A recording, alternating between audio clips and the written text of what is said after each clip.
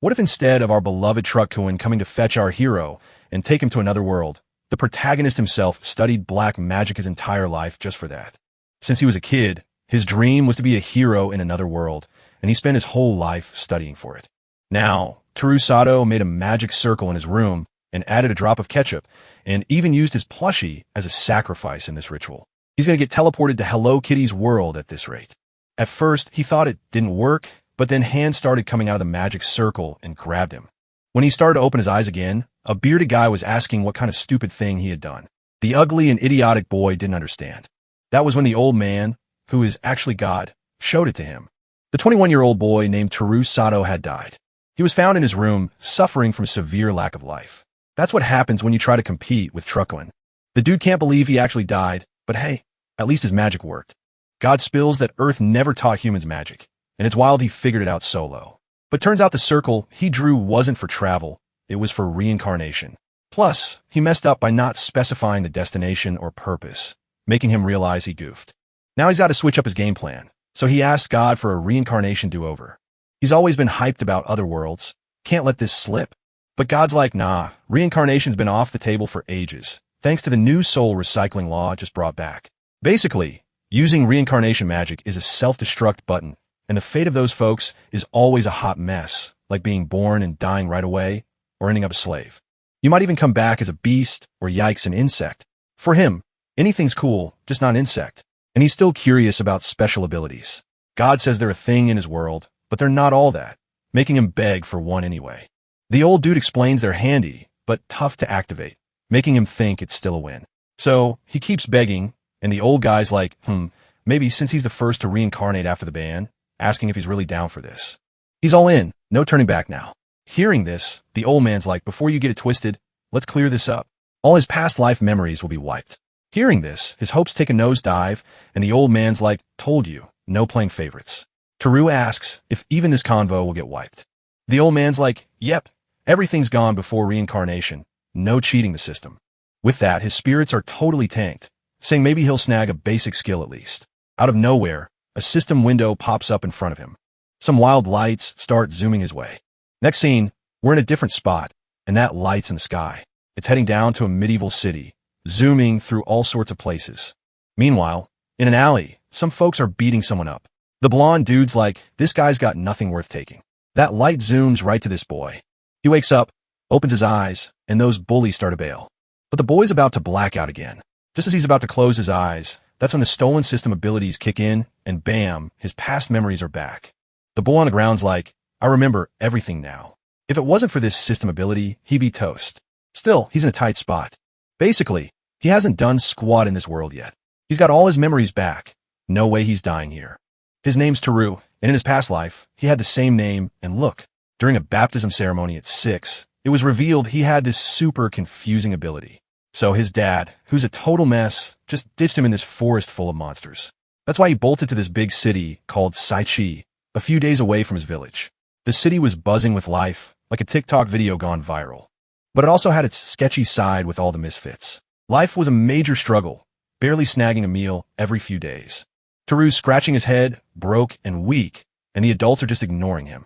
So, there's really only one option in this world. Next thing, boom, we're in a new spot. Toru's wandering around the city. He spots a knight, but wait, there's something even cooler ahead. It's the Adventurers Guild he's always dreamed about. Super hyped, he rushes in to check it out. But he's instantly surrounded by some folks. They're all, this is the Adventurers Guild, so scram. Toru's like, I'm not here for this drama. Then someone grabs his shirt, not letting it slide. But a girl pops up saying, chill, no need for violence. That wild dude drags Toru to a table. The girl joins, explaining the guys just trying to keep others off his back. Feeling grateful, Toru thinks he's finally found a decent human. He's all, I want to sign up too. The girl's like, hate to break it to you, but there's a fee. Hearing that, Toru's hopes crash and burn. He's got no way to register, but he's curious about the cost. The girl says it's 10 silver coins, but Toru's pockets are empty. He'd love to sign up, even if he had to beg, but he's in a tight spot. Plus, he's got no ID since he ran away. But the dude's like, no worries, I'll cover it. Toru's jaw drops at the guy's kindness.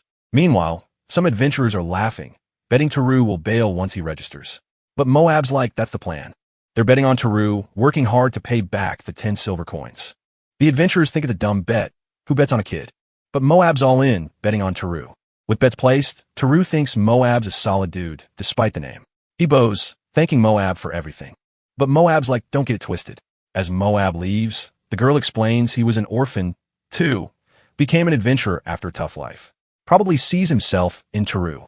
So, they move on with registration, and she introduces herself as Nay, asking him to touch a magic crystal. Suddenly, the whole guild lights up. His ability shows up on paper, but it's all gibberish. His skill's called distorted text, and Teru's like, what's that?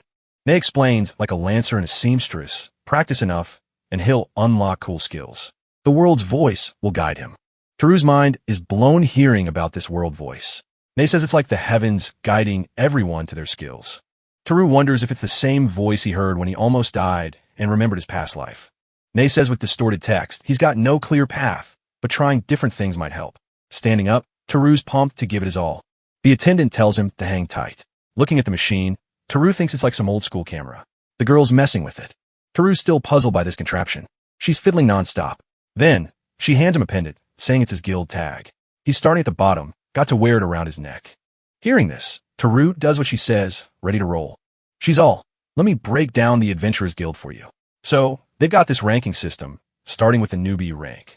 The lowest rank is -G, then it's GF, and so on. Our hero's like, whoa, it's gonna be a grind to level up. Guild girls like, hit a high rank, and boom, you're elite. Top rank? That's S+. But heads up, any crime gets logged on your tag, and you're out of the guild, no questions asked. Plus, you'll be handed over to the guards, no matter how small the crime. Loads of adventurers out there, but most play by the rules. So no stress.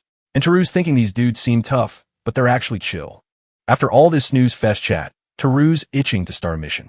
Nay's like, chill, dude. She's all, it's lunchtime, and to celebrate you joining, lunch is on me. Next scene, time flies by. She's serving up a plate to our hero. Since he reincarnated, he's been starving, so he's ready to chow down. Not wasting a sec, he digs in, and then tears up, thinking, dang, this is delish. She's watching him munch away. Meanwhile, she's all, were you raised in a fancy fam? You've got manners. If it's touchy, he doesn't have to spill. Teru's like, nah, just a poor farm fam, and mom passed when I was a baby. At 6, he bailed from dad's place because dad was going to ditch him in the woods. Nay's like, was it to cut down on mouths to feed? And he's like, probably. Dad used to smack him around, so no love lost there. Long story short, getting to the city was brutal. He faced a ton of monsters on the way. Seemed like there was no escape from that mess, but somehow, he lucked out and made it to the city. Finally, he hit Saichi. Still, nobody was nice to a weakling like him. He was always scrapping for leftovers, living in the misery of that cursed place, barely surviving the daily grind. But thanks to this meal, life's looking up, and he can hang on for a few more days. Next scene, time skips again. Someone's calling for the guild attendant. That's Teru, saying he's done with the cleaning gig. The attendant's like, there's a well out back, freshen up, and here's some clothes. The boy's all ears. He finds a well to get cleaned up. No time to waste, he's grabbing water for a bath. Suddenly, someone's like, dude, you reek. He turns to see who's talking. A bearded guys are saying he smells rank. Our hero's ticked off saying the guy stinks too, and the bearded dude's like, say that again, I dare you. He looks and smells like he hasn't bathed in forever, clothes all grimy. So he's like, no choice, let's heat this water, telling the boy to hurry up and bathe. Hearing this, our hero chills out thinking this fool's actually a good dude. Next scene, the guy's heating water for Teru, who's wondering how this old dude's going to do it. Then, bam, he's got fire magic in his hand, and he's heating the water. Teru's like, whoa, that's magic for sure, and the water's warming up. The bearded guy's like, hop in quick.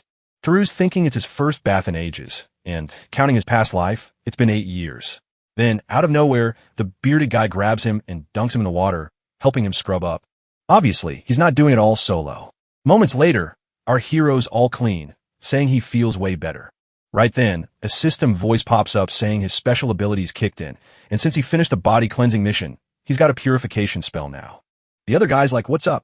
And our hero's like, just heard the world's voice, and I've learned the purification ability. The dude's all, yo, the secret to learning the spell was probably the bath. And Teru's like, wait, does this change for everyone? The bearded guy nods saying, yep, same skill, different paths, and sometimes it's just raw talent. One way to master fire spells, just keep lighting fires, and the trick to learning anything is trying out different stuff. But our hero snagged the purification spell, totally shocked to score such a rare skill like that. Hearing this, the boy's mind is blown, wondering if it's really that epic of a spell. Then, the dude hands over some clothes. Terazol, Thanks, but I don't need all this. I'm off to take a bath myself, so I'm out. Scene switch, and Teru's picking his next mission. But then, the guild attendant's like, hey, the guild leader wants a word. Totally confused, Teru's thinking, why would someone that important want to chat with me? Next scene, he's at the leader's door, asking if he can come in. He steps in, and surprise, it's that bearded old dude from before. The girl whispers to be polite, because that's the boss. So, the hero bows, saying thank for earlier. But the man waves it off, telling him to take a seat. Switching topics, he mentions Nay said Teru's broken homeless. So, he's got an offer. The guild got a spare room with a bed, and Teru can crash there for now. In return, he needs to help with cleaning and assist Nay and the guild crew, and yeah, he'll get paid too. Hearing this, our hero's shocked, asking if the guild leader's really cool with this. The man says Nay's been pushing for it, and it's the least they can do, because even if Moab's got him on loan, he's still an adventurer at heart. If he bails without settling his debt, it'll mess up the guild's rep. So, he needs to act like a true adventurer. Checking out the boy, it looks like he bonked his head too. They offered to patch him up in the medical room with their magic. Teru leaves, and the man comments that, just like Nay and Moab said, there's something special in that boy's eyes. Even if the confusing text ability's got its downsides, it'll at least help him get by. Next scene, Teru's chilling in his room, saying he's finally got his own bed again. He flops onto it, determined to crush it the next day. Night zooms by, and the grumpy boy's like, man, I overslept big time. Later, he apologizes to Nay for missing the time. She tells him to chill, because knowing how he was last night, she let him sleep in a bit. Switching gears, our boy's off to work, starting to clean the whole guild hall. Seeing the crew busy, he asks if they need help, and another guy's like, there's a lot, but can you even read? Teru's all, I can read, write, and do math, so if it's just a simple doc, I got this. Hearing this, the whole guild's shook. Right after, someone taps Teru. It's Nay, super surprised, asking if he can really do all that, begging for his help. Meanwhile, the adventurers can't believe this kid can read, because some of them can't even count to 10. Scene switch, and Teru saying he didn't do any missions that day, so no cash flow. His life's been chaos since crashing at the guild. He's been grinding with guild work day and night, leaving no time to chill. He takes beginner escort missions during the day and is now used to the tough grind. He's done a ton. In just over 2 weeks, he cleared his debt to Moab. Finally, he hands over the cash, thanking him for everything. But Moab's like, no need for that talk. And those who bet Teru would flop on his debt better pay up soon. All right, buckle up, because this story's about to get a glow up. So, the adventurers, yeah, they totally weren't down for that plan. Next thing you know, Moab's rolling in cash, all thanks to the boy. And he's like, yo, this kid's the real MVP. Then Nay pops up, all, hey, it's payday, and wonders why he doesn't just use the cash for his stuff. Teru's flexing, saying he's now rank G, so he's got to treat himself a bit. Once he hits rank F, he can go on epic herb hunts in the forest, or take down unicorn hares, no biggie. So, he figures he should snag a knife while he's got the dough. So he's off to do some serious shopping. Scene switch, and we're smack in the middle of the city. Teru's thinking shopping back home was meh, but here, it's next level awesome. He spots a place and goes, bet that's the shop Nay was talking about. She'd said to grab bigger clothes, cause, you know, kids grow like weeds. He needs a breastplate and a cloak to keep him dry, and he's good to go. So, he grabs his gear and heads to the weapon shop next. Nay's got the hookups, cause she knows this epic shop. It's run by dwarves, which is wild, cause he's never seen one before. Humans are the norm in this city, so this is a big deal. He's met beast folks at the Adventurers Guild, but dwarves, first time. He strolls into the shop, checking out weapons, totally amazed. But where's the seller? From across the room, someone asks if he's a customer, telling him to chill and browse. Our dude is just that, but it's taking forever, and he's like, is this guy busy or what? Finally, he spots the dwarf, and the dwarf's like, oh, you're a customer, huh? Getting closer, he asks if Teru's a kid. Switching gears, Teru asks if the dwarf's going to temper that sword. The dwarf's confused, like, what do you mean? Teru admits he's no expert, but he heard if you hit hot iron and splash water on it, it makes it tougher. The dwarf's like, first time hearing that, but sounds smart. But he's worried it might mess up the iron. The dwarf keeps eyeing the forge. Says there are items on the shelves that might work, telling him to pick one. He's giving it for free, a thank you for the tip. Teru's shocked, thinking the dwarf's eager to try it out. So, he accepts the generous offer. Finally, he's got a weapon. He tests his swings, asks the dwarf what he thinks, but the dwarf's not even paying attention. Teru's like, is he just going to ignore me? As he leaves, he thanks the dwarf for the dagger and heads out. Next scene, we're at the guild hall. Nay's all, at your age, it's cool to pick something flashy like that. Teru's like, these are way comfier than my old threads. Nay checks out the clothes, saying the material's decent, and since it's cheap, he's good. Teru's surprised, asking how she knows all that. Nay's like, appraisal's my thing, I can use it on stuff. The protagonist wonders if she can appraise people. She says only part of her skill's unlocked, so nope. But it's handy for objects like checking out loot for missions. Keeps her from getting scammed by merchants. At first, it just showed the object's name, but now it's super versatile. Teru asks what she needs to appraise people. She says she needs to meet certain requirements, and skill rank matters. Like, if he's got an S rank, he can assess anything if he meets the conditions. But with a G rank, no people appraising, no matter what. He heard it can even spot personal talents with an S rank, and Teru's like, that could totally help figure out how my skill works. He just picked up this purification skill, and he's wondering if he can snag the confusing tech skill the same way. And he's all like, wait, you actually got that skill? That's healer level magic, dude. Thinking maybe the confusing tech skill is some kind of healing thing, too. He asks if Teru learned the cleaning spell, but Teru's like, nah. Is that a bad thing? Purification's a top-tier skill for healers, but you got to know the cleaning rank skill first. Another skill on the list is purging, but somehow he just jumped straight to purification, so he's not exactly a healer. Teru's just standing there, totally lost in all this skill talk. The girl keeps pondering, saying she's never heard of anything like it. Later on, Teru's in training mode. Nate calls him up. Teru's like, what's up? She says he did awesome that day, and his payment's in. He's stoked, because he's got a shopping spree in mind. But he can't buy it all, so he's got to prioritize. Moab shows up, asking what's up, because Teru looks hyped. But Teru just bounces, and Moab's like, something's off. Then, bam, Teru bumps into someone. It's the guild leader, checking if he's good. Teru's all smiles, saying he got paid today. The guild leader, seeing his hype, asks if he wants a day off. Teru thanks him and heads out. The two just watch him go. Next scene, new spot. Teru's been shopping. He spots a familiar place. It's the blacksmith shop he hit up before. He knocks to see if anyone's in. No answer, and no customers around. He opens the door, calling out. The dwarf's still forging, asking who's there. Seeing it's a human kid, he asks if it's the same boy. Teru's like, yep, just wanted to say thanks for the freebie. But the dwarf's like, hold up, your idea worked but made the iron fragile. What now? Teru tells him to chill. He's squeezing too hard. The dwarf lets go, apologizing. He's been trying all sorts of stuff, making things harder, but fragile. Teru's thinking, this isn't working. There's a trick to toughen tempered metal. It's called annealing. Tempering and annealing are besties. Hit the iron at a lower temp than when you tempered it, and it gets tougher. During tempering, they slap on some special clay, yakiba, to cool it fast and harden it, or so TV says. The dwarf gets it now. Teru says if he does that, the weapon should be way better. The dwarf grins, thanks him, and asks to call him master. Teru's like, nah, that's too much. Just sharing what I know. And boom, Teru unlocks another skill, the Eyes of Truth. The dwarf's pumped, saying he'll craft something epic with the info, asking to meet in a month. Teru bows, thanking him, and he's off. Next scene, the city's commercial district. It's packed, loads of people shopping.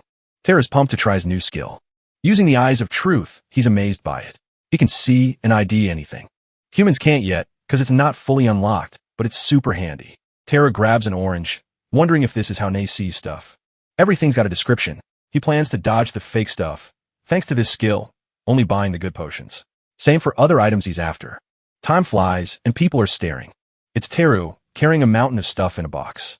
Looks like he spent all his cash, and now he's broke. It's been 2 months since he became an adventurer. Most adventurers see him as the ultimate multitasker, basically the guild's errand boy. He's usually stuck with the easy-peasy missions, and not many actually see him as a real-deal adventurer. His rank stuck at G+. Getting bumped up to F was thanks to missions outside the city, but the guild thinks his muscles need a bit more oomph. Then one day, a dude calls him over to the courtyard. There a bunch of people are practicing their sword skills. This old guy, Dice, says Teru's looking skinnier since last time, and that's why he can join the training squad. Hands a sword to our hero, who's worried they'd roast him for missing 2 months of training. Then, Dash charges at Teru, telling him to show what he's got. Teru grips his sword tight. While swinging, Dash points out he's wasting too much energy, tells him to get ready, lands a solid hit on Teru, saying he dropped his guard. But hey, he's got potential. Get the basics down, and he'll be a beast, but first they gotta fix his stance. From then on, his schedule's packed. In the morning, he's cleaning the guild. Plus, he's got mission tasks. Late afternoon, it's martial arts time. With all that, the dude's wiped out every day. He's like, this is cool, but there's gotta be a faster way. But whatever, he'll just crash for now. Then, he uses his purification power. Suddenly, he gets an idea. Maybe he can speed clean the guild with this power. For now, he'll test it in his room to see if it works. Activating his power, he casts it on the floor. A blue glow fills the room, and boom, everything's spotless. Turns out the walls are actually super white. Switching gears, he should try cleaning the whole guild. Then he opens his eyes. Looking around, he wonders if anything's different. But then he spots something. A kid drops to the floor like a sack of potatoes. The guild leader rushes in, asking if he did this. The kid's totally wiped out on the floor. A mysterious light had just filled the guild hall. The hero says sorry, and the guild leader checks if he's okay. He probably drained his mana, telling him not to waste his power on small stuff. Usually, he'd use this magic against undead and should stick to minor cleanups. Tucking him in a bed, he tells him to chill today. Our hero insists he's not done, but then he's out like a light. Next morning, Teru's feeling refreshed and uses his power. And finally, yesterday he freed up his time. And instead of cleaning, he had more time to practice his sword skill.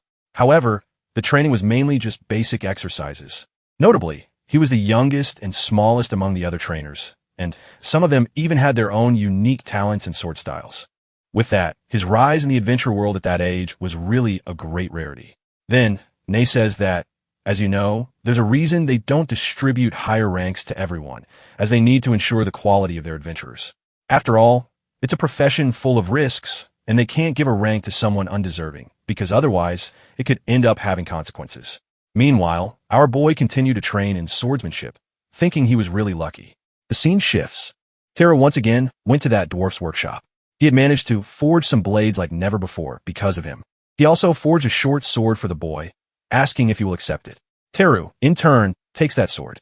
Thanking for everything, the dwarf asks to consider it as a gift just to say thank you. Using his appraisal skill, Teru is surprised to think that a single gold coin is approximately 10,000 yen, which means that sword was worth at least 150,000 yen.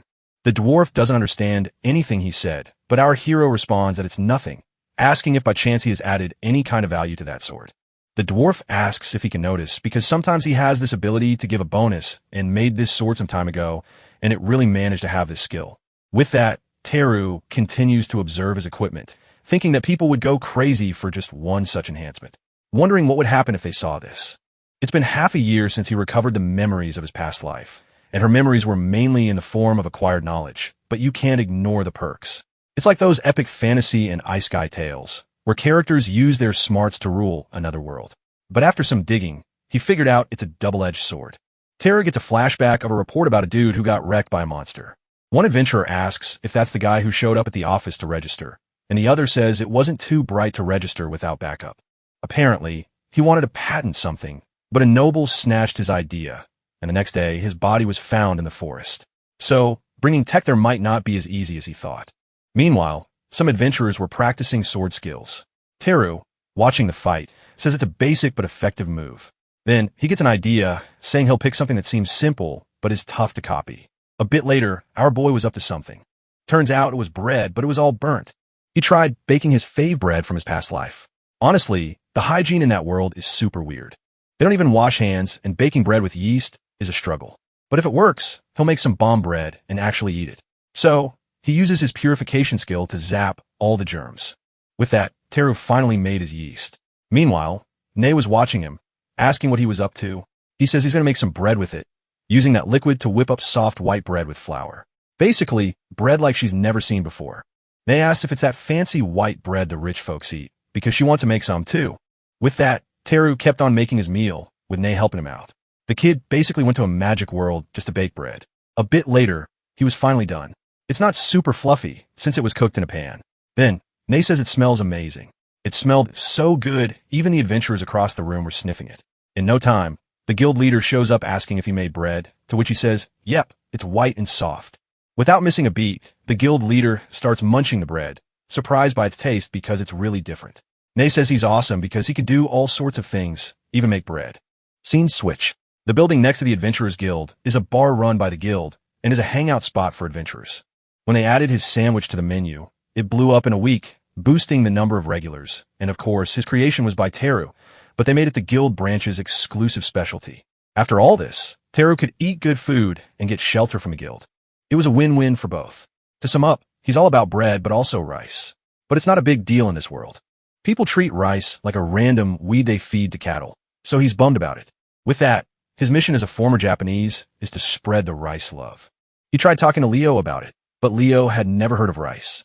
So, he decided to serve him bread made with rice flour. When he was about to eat, he seemed unsure. He quickly changed his mind. It weighed different from regular bread and super tasty. With that, it was settled. They'll start selling rice bread. Our boy is stoked because he pulled it off. A bit later, more and more customers were rolling in. And now they got to think about making a main dish with rice. Figuring an easy-to-eat bowl might do the trick for now.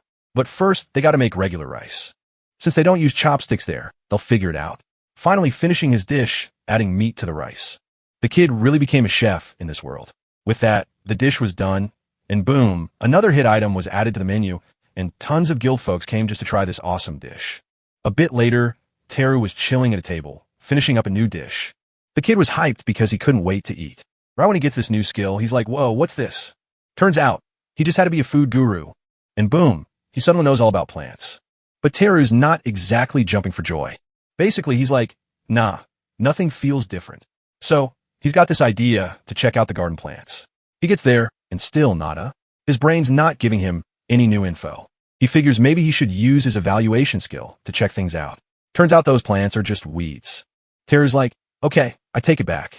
This skill's actually kind of cool for checking stuff out. Then, we're back at the guild hall. This kid's got a cat on his head, saying grandpa's out, asking if he can leave the cat with her. The girl's like, sure, just gotta mark it in the book that he's safe. And just like that, mission complete. Switching gears, she jokes the cat's at the guild more than home. She asks for his adventurer tag to note the mission. Teru's cool with it, but wants to know why. The girl's like, you'll see. She heads to that magic machine from before, puts Teru's tag in it. And just like that, the job's done. She's like, congrats, you're now rank F. Teru's stoked, thanks her. She asks if he wants an F rank mission. Teru's like, sure, but gotta prep first.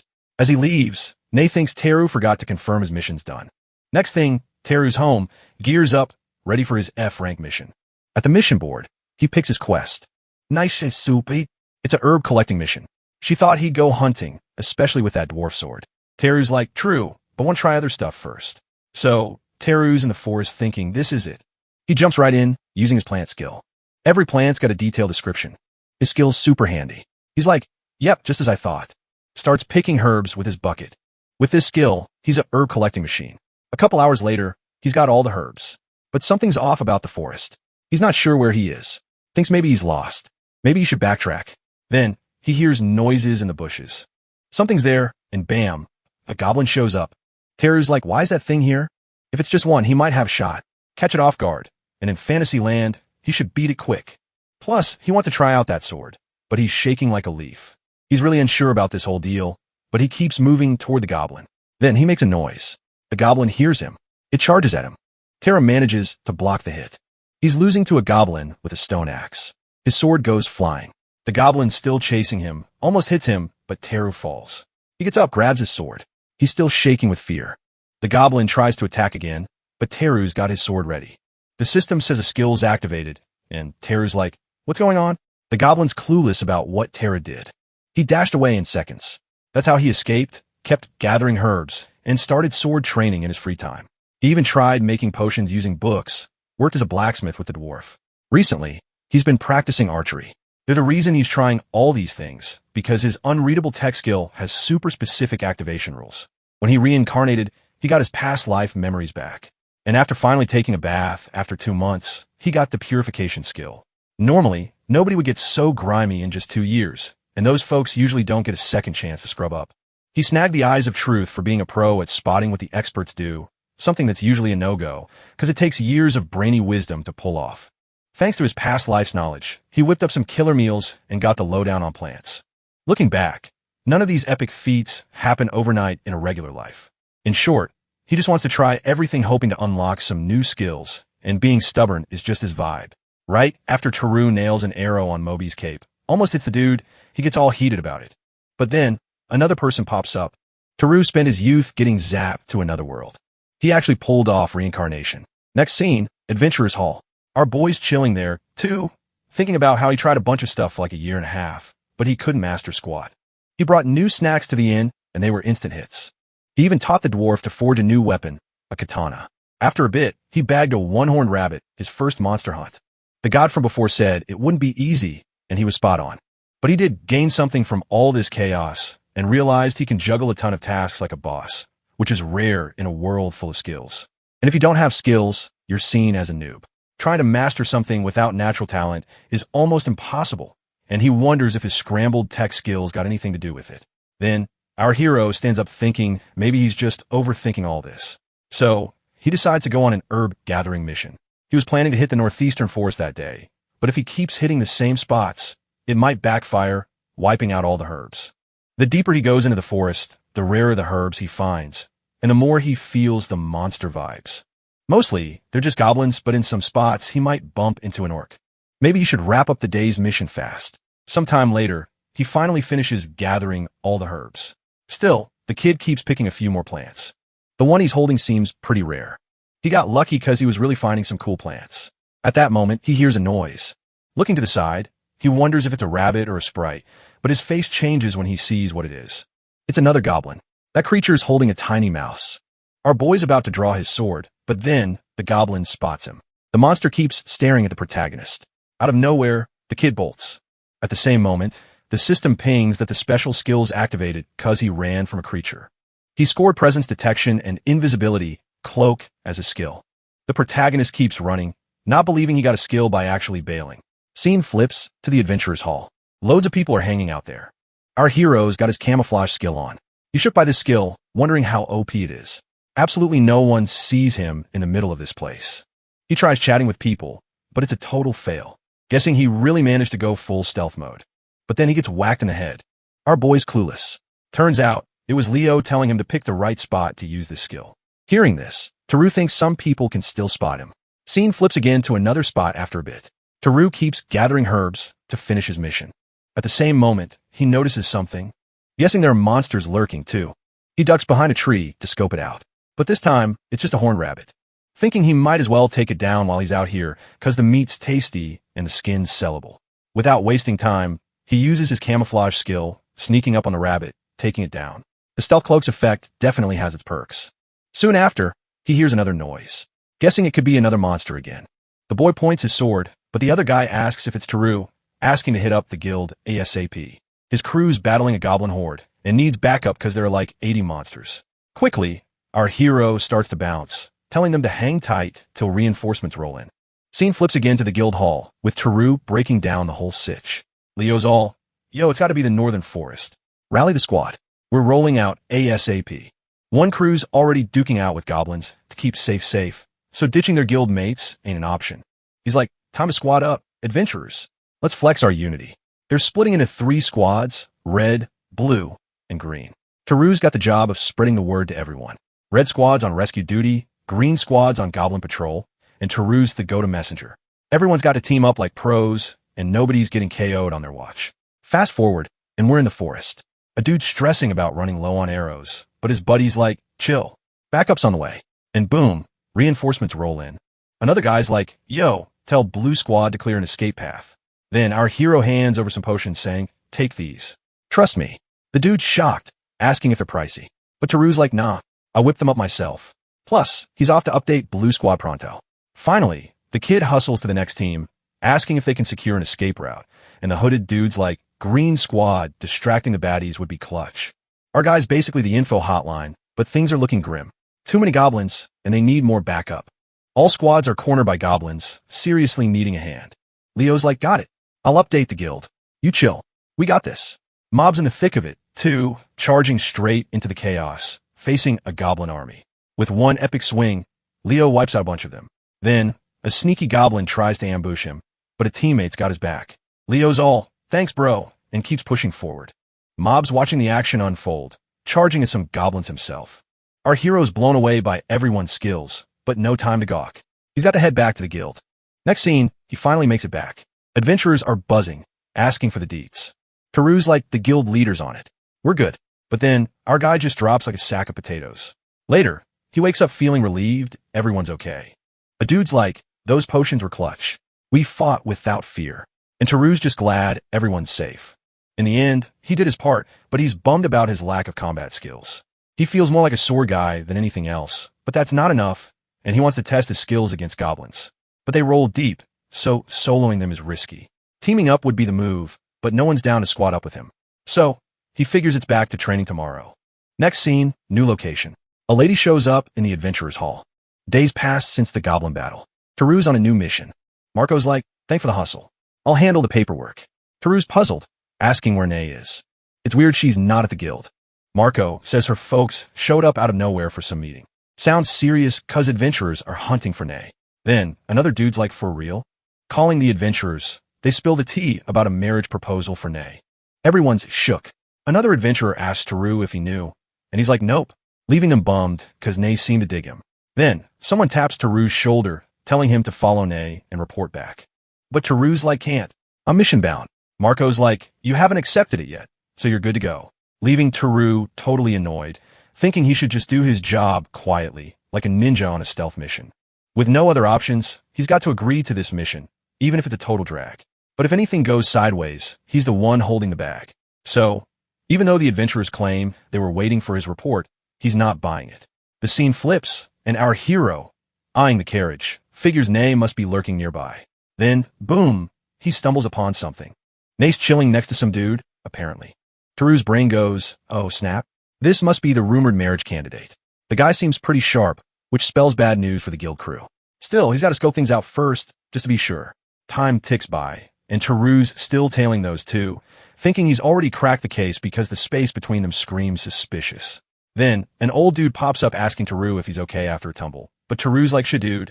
When he glances over, those two have vanished in a thin air, thinking he's got to uncover what's really going down between them. Next scene, that guy's declaring he wants to spend forever with Nei, asking if he can put a ring on it. But it's just Teru's wild imagination running wild, saying Nei definitely can't get hitched. Wondering how he's going to spill this tea to the guild.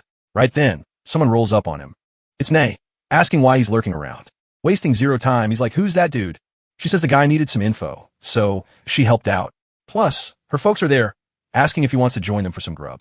Scene switched to a restaurant. Teru's there with Nei and her fam. He's like, so, is this arranged marriage thing for real? Then, flashback time with Nei's mom showing up at the guild. Nei's all surprised by the unexpected visit. While they're chatting, some guy's eavesdropping trying to figure out what's up. Her mom's saying if she's single, she should think about an arranged marriage. Scene jumps back to now, with Nei saying it was just her mom's joke. Hearing this, her dad's like, if you're so worried, maybe you should marry her when you're older. Meanwhile, Teru's thinking they're a tight-knit fam, wondering if his past life parents are okay. They're probably shook by his mysterious death, especially after getting into a top-tier university. In short, he's just been a headache for them.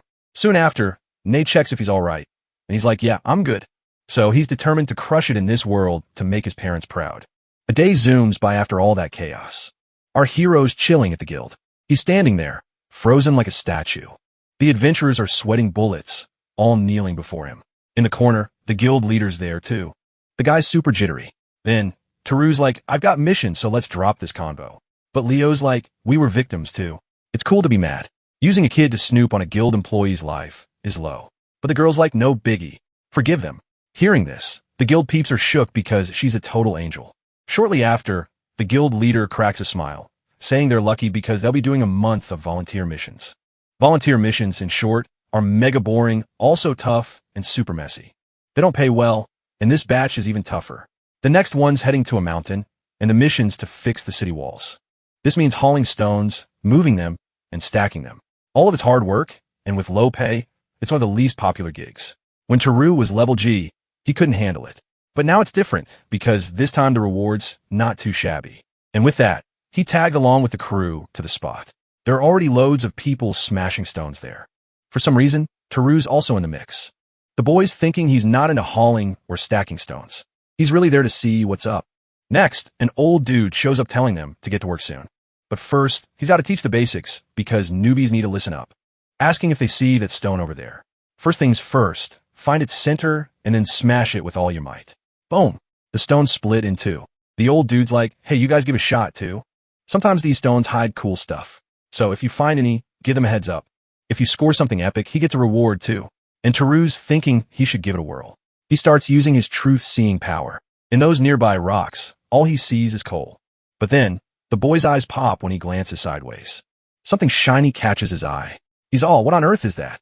The old guy pops up again, saying those piles are just mining junk, no biggie. But our hero's like, nah, I'm checking this out, and cracks the stone. Boom! It starts glowing. The old man just watches, jaw dropped. The hero just stumbled upon a mithril, or leaving the bald dude totally shook. He yells for everyone to stop because, dude, they just found mithril. With that, Teru unlocks a new skill called precision. Days fly by, and the boy's still figuring out this precision thing. Probably something to do with aim. So he starts practicing with a bow and arrow, thinking this skill's going to be super handy. Scene switch, and a guy's like, 100 gold coins for the mithril. What you going to do with all that cash? Taru's thinking he owes his life to the guild peeps. So, food and drinks are on him today. And then, boom, party time.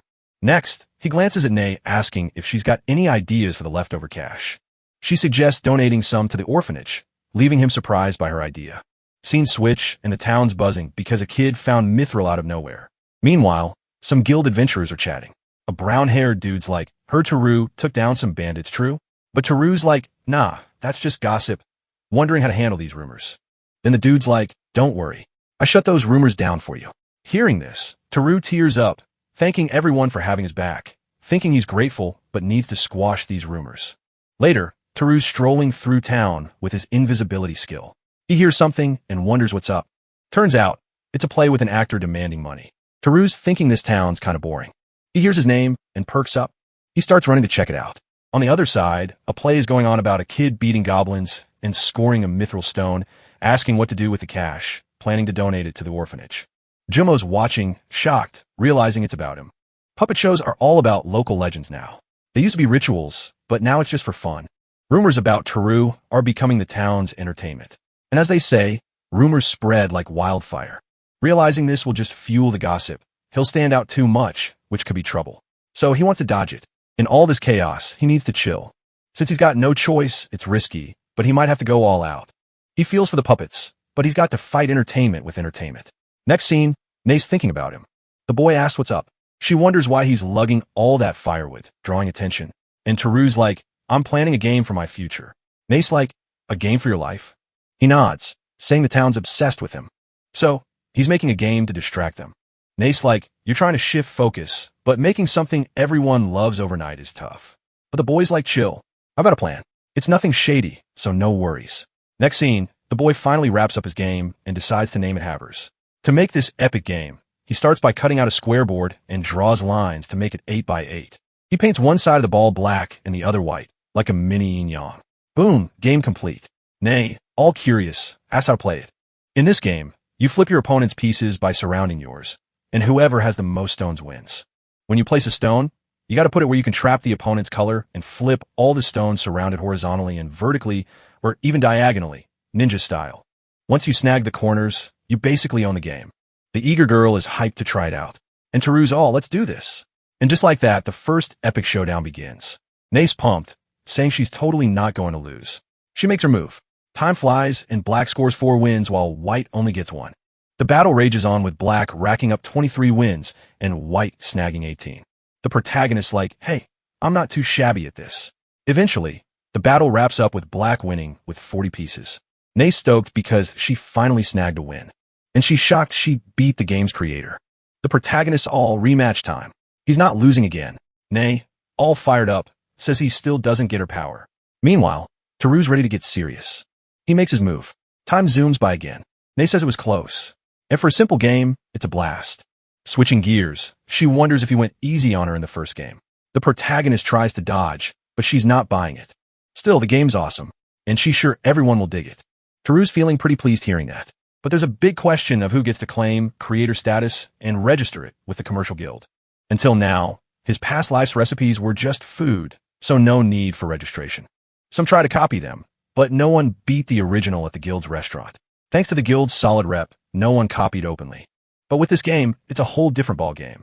Seeing the situation, Nay asks what our hero's plan is. He thinks about using the guild's name, but if he registers it, they'll need a creator's name. He could use Leo, but he's too famous.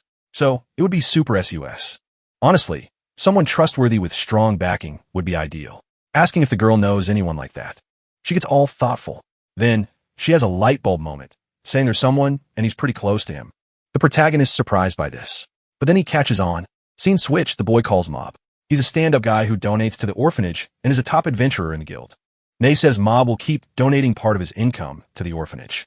And as part of his crew, he's down for long-term missions. So, Mob's the perfect fit for this gig. That's why he's getting the vote of confidence. Scene shifts to the guild leader's room. Mob says the orphanage can benefit from his extra income. Plus, he's been itching to level up with his team. Asking if Taru's sure, because it might be cool now, But what if the board blows up in popularity? The protagonists chill. He'll get a cut of the profits and dodge any drama, which is super convenient. Mob's all. Sounds like a win-win. Switching topics, the boy asks if they're ready to roll. Mob's like, you bet. They finally seal the deal. Scene shifts to Teru checking out his board, saying for the masses, a simple board's enough. For collectors and nobles, it should be something extra, making limited editions with fancy boards and legs, plus showy sets. Seems his precision skills been underrated and will be super handy. It's crazy precise, making measuring a breeze. Also boosting his motor skills like a pro. With that, he could totally level up to a master carpenter. After a while, the boy finally wrapped up his epic build. Teru really went all out on this one. Nay, checking out the masterpiece, is shook, calling it a legit work of art. Teru just nods and says thanks. But he's still kind of worried about something. Great stuff doesn't just sell itself. You gotta hype it up. Soon, he eyes some adventurers, thinking it's go time, and he's counting on them. A super unique and special mission. Then, the dude with the headband asks what that game is because it's super cool. It's a brand new game, unlike anything he's played before. Another guy pops up asking if he can give it a shot. And the man says, sure, but watch out. That girl's a beast. The two sit down to kick off their match.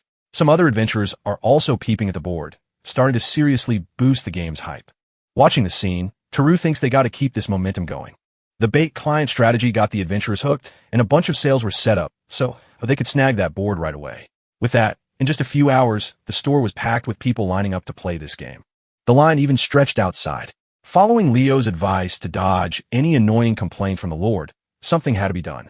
To promote the game on the down low, limited editions were already sent as gifts. He also hooked up distribution rights to merchants dealing with the Adventurers Guild.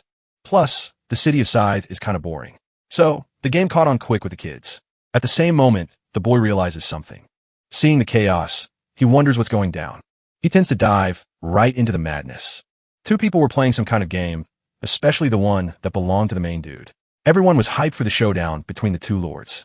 And Teru thinks the signal was better than he thought, and his board's operation was a major win. The scene flips with someone telling Mob that boards are selling like crazy, and both the cheap and pricey ones are flying off the shelves. The boy says that's awesome, but he left all the business stuff to the guild, so they should chat with him. The man says he gets it, and then, happy, starts to bounce. Mob asks if Teru heard about all this. He replies that he's already talked about ramping up production with the guild leader. Mob, in turn, says he gets it. With things going so well, he might be able to compete in the big city with his crew. And for that reason, he owes him one. As they leave, the two say their goodbyes. 15 days zoom by, and the Silver Sword squad crushed all high-ranking missions in Seze and got bumped up to rank B. The scene shifts to Teru chilling with Leo. The man kept an eye on our hero. The main dude seems to be stressing about something. The guy wouldn't stop staring at him hard. In the middle of it all, Teru thinks he seems super grumpy. Soon after, the madman slams the table. Teru's totally clueless about what's happening. Leo says it's cool that adventurers from other places are showing up, but their behavior is trash. They're causing drama with the locals, which is messing up the guild's rep, and their main adventurers are rank C. To sum it up, compared to Mob Squad, they've got a lot to level up. Internal security is getting worse, and they ask for more troops from the feudal lord, but it's still not cutting it. Instead, they're being sent to deal with bandits and keep crime in check. Meanwhile, Teru thinks Leo's complaints are never-ending. The guy was super bummed. Then, Leo says that the commission from the game Teru made is what's keeping them afloat, but still, there's a snag. There's a big coming from the capital, according to the merchants, and they also want 10 of his limited edition boards. Teru's shocked, saying it's no surprise since the capital's on another level. Leo adds that besides that, they want him to roll with the merchant caravan, leaving the boy even more shook by what he heard. The guild leader says they want him to stay there for a month as a game instructor, but Teru says the rules are super easy, and as a kid, he can't do that. However, Leo says if they insist, there's no way around it, as he might not dig standing out, but no one in the capital knows him. Plus, it's not bad to check out the capital while he's still young. With that, the boy doesn't seem to have much choice.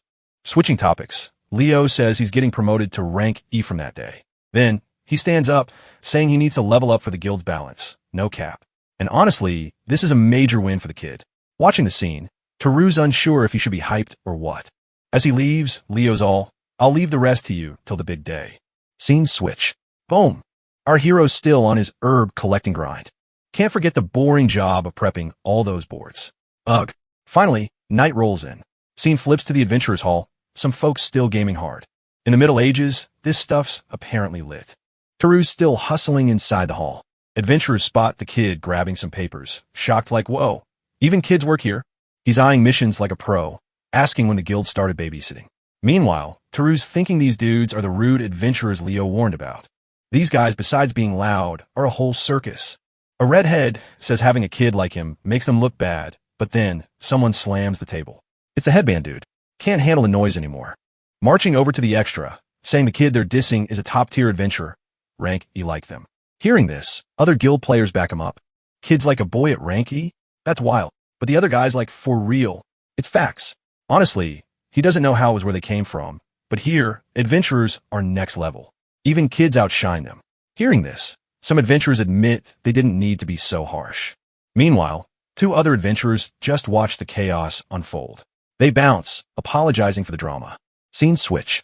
Taru's thinking Leo and the instructor DOS are rank A. Then, someone calls him over. A group of adventurers checks if he's cool, saying not to sweat it. He's a legend. Taru thanks them, saying it didn't faze him. Adventurers are relieved. Taru's all about these bonds, grateful to his squad. A day passes after the chaos. Scene flips back to the Adventurers Guild. Taru's checking out missions on the board. Guild's packed, as usual. Nay's handing out missions to folks. Looking over, the girl's puzzled about something. Meanwhile, a dude's approaching the Adventurers board. Protagonist stays quiet. The dude sneaks up, asking what he's up to. Turns out, he's been AWOL from home, no heads up. Looking back, the kid shook. A man was watching him. Guy demands a quick answer, ordering him not to ghost him. About to throw a punch at the protagonist, but the kid activates his skills, dodging the hit like a ninja. In seconds, he's gone. The man's clueless about what just happened, asking who let him dodge that punch. Protagonist stays silent. The man charges again. Taru dodges, reappearing in front of him. Guy trips, face plants like a clown. Nay shows up, confused about the chaos. Adventurers roll in, reminding no violence allowed here, but the man's still fuming, asking where Taru's living now, saying he needs to pack up and head home. Taru's like, nope, not going back. Guy's mad, asking who he thinks he's talking to. Misses another punch. In this mess, Taru thinks the guy hasn't changed a bit. Honestly, he wants to kick him, but violence is a no-go in the guild. Suggests they chat outside, away from the crowd. Leaving, Nay's worried if the kid's going to be okay. Next scene, outside the guild, man's asking about the mithril money, saying everything should go to his dad. Taru's thinking, as expected, the rumor hit the village, and it's a big chunk of cash. Guy, after ghosting him for ages, now wants to play dad, saying he has no cash for him. Still, the man won't quit. Taru wonders when the guy will realize it's all pointless. Then his dad's all, how can you forget everything I've done for you? But the kid's like, all I remember is getting kicked around every day. Dad's trying to spin it, saying they were just teaching him discipline. Then, some dudes roll up asking if Selka's got the cash from his kid yet. Watching this, the main guy's like, is this when I call Taru? Turns out his dad owes them money, and they're in deep if he doesn't cough it up. Seeing the mess, Taru figures they want him to cover his dad's debts, and the dude's like, I'll pay right now. Switching gears, Taru's all, you got the loan contract? Scarface dude's like, yeah, I got it right here. Flashing the contract with the debt. But Taru's like, nah, this ain't a contract. It's just your boss's note to grab as much cash as possible. Bottom line, no contract, no pay, and he doesn't even see that guy as his dad, so double no pay. Hearing this, his dad's fuming, calling him a liar. Right then, someone else pops up, saying it's rude to act up in front of other customers. Mess with Taru, and the whole town's going to be on their case, so they better chill if they want to stay safe. Another guy chimed in, saying Taru's been super generous, even donating leftover cash to the orphanage. All this was expected from the ex-adventurer and host. Right after, the extra starts to bounce. But Taru's like, hold up a sec. Scarface is all, what now? If you're not paying, just leave us be. Taru's like, even though we're done, I want to say sorry for my dad's mess. Hands over a gold coin, saying keep it. Scarface is all confused by this. No time wasted, they're out of there. The main guy's already sorted the whole thing, saying sorry for the drama. Meanwhile, there's a bearded dude sipping a beer. Next scene, we're somewhere else, and Taru's doing his herb thing. Someone's lurking behind him. He's wondering why bad stuff always happens. The guy shows up. Taru's ready for whatever. Sorted out in a flash. Scene rewinds a bit. Taru spotted a shadow by a tree. The dude's eyeing his sword, thinking it's an Angus special. No time wasted, the guy charges, demanding the sword. Taru's like, here we go again. In seconds, he whips up a magic circle. An ability surrounds everything, using it to make a quick getaway. But surprise, the guy corners him, telling him he's not worthy of the sword, ordering him to scram. Taru starts yelling for help. Someone's after his sword. Some adventurers nearby hear the ruckus. Annoyed, they head over, asking what's up. Then, the bearded guy fires an arrow, but Teru's ready, countering in seconds. The adventurers finally show up, checking if Teru's good. Our hero's thinking he can finally get on with his mission. Scene shifts to the Adventurers Guild. Teru's eyeing some wood piles, saying he's out to finish the limited edition boards, determined to make all the pieces, doing it all with care. And boom, he's done. 10 pieces in total. 10 limited edition boards complete. He's stoked with his work. But even with skill, cranking out so many boards so fast is exhausting. Still, with precision, he nails identical pieces. A craft he perfected down to the last detail. Obviously, without creativity and talent, you can't make cool stuff. That's why he gave it his all in art class to pull this off. Later, he's playing that game with an adventurer. Another guy shows up, asking how Teru's doing and if he thinks he can pull it off. Wants to know how many boards he finished.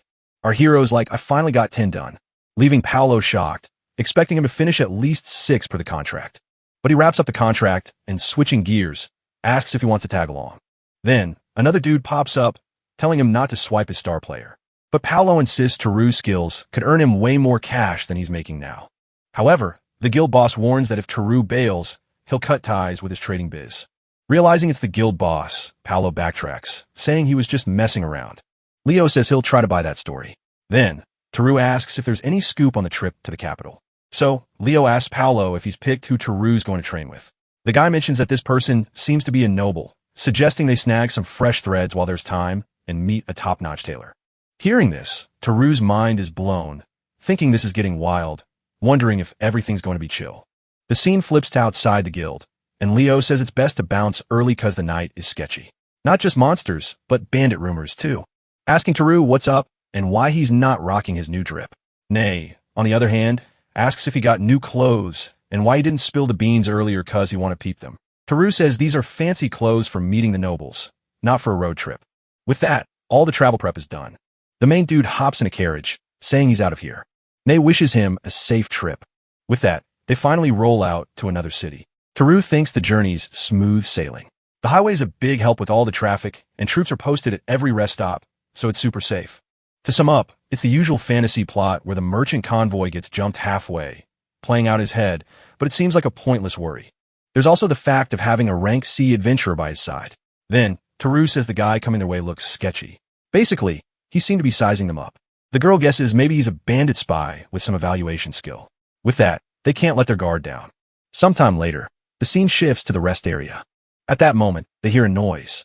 Teru asks what went down, and the girl says she's got a bad vibe about this, guessing the bandits switched targets to the convoy behind. According to the soldiers who checked the scene, the bandits vanished, and the train was totally wiped out. With that, their hope for the train's safety was pointless. To sum up, reality's a harsh beast. Sometime later, the scene shifts to a carriage. A farmer was peeping all that traffic.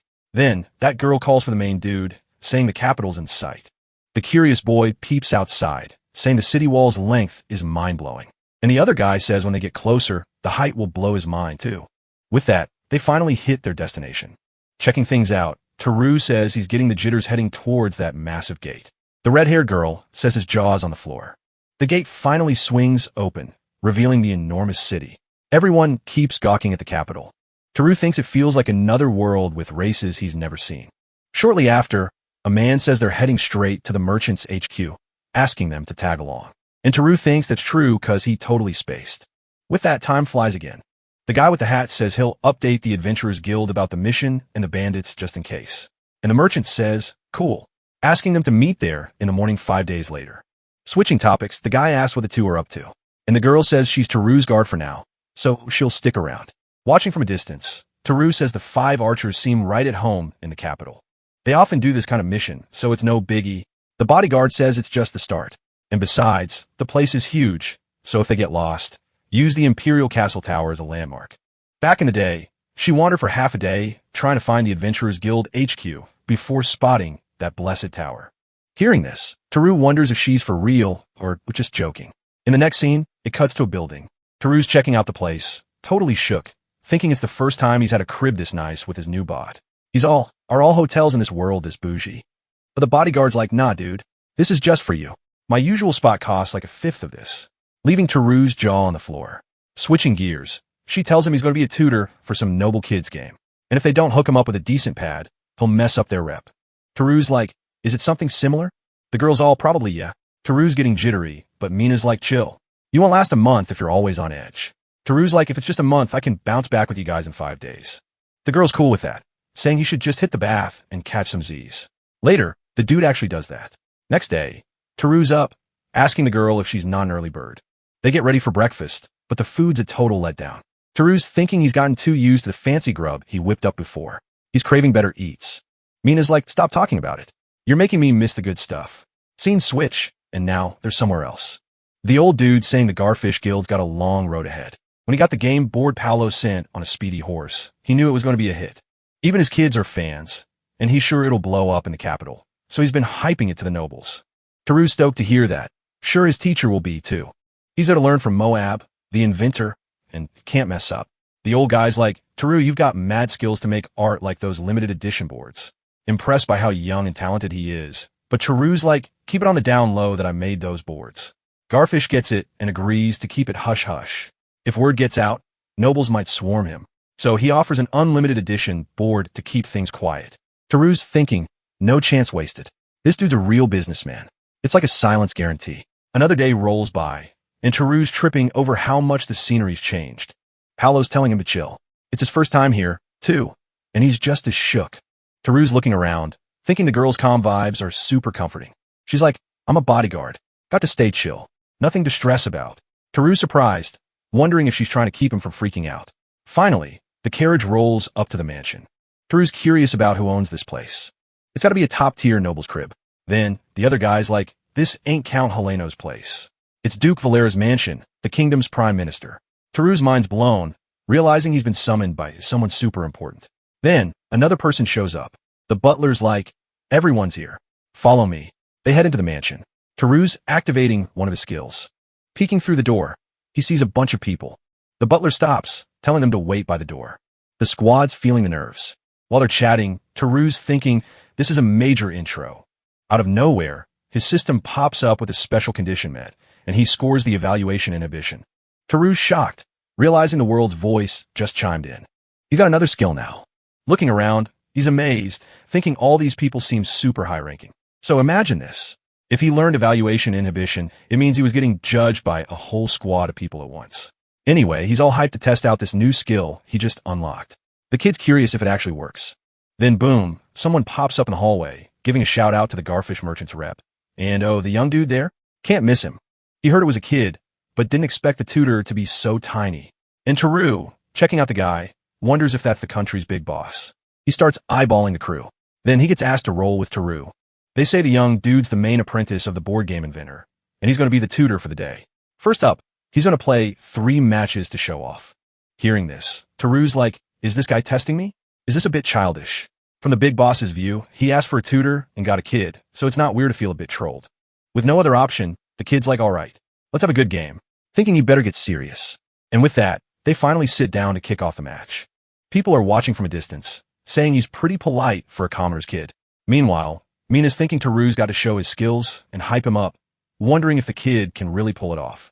Then, Teru reaches out, telling the big boss to make his move. The match kicks off. Neither side wants to take an L. The big boss stays chill, watching the whole game.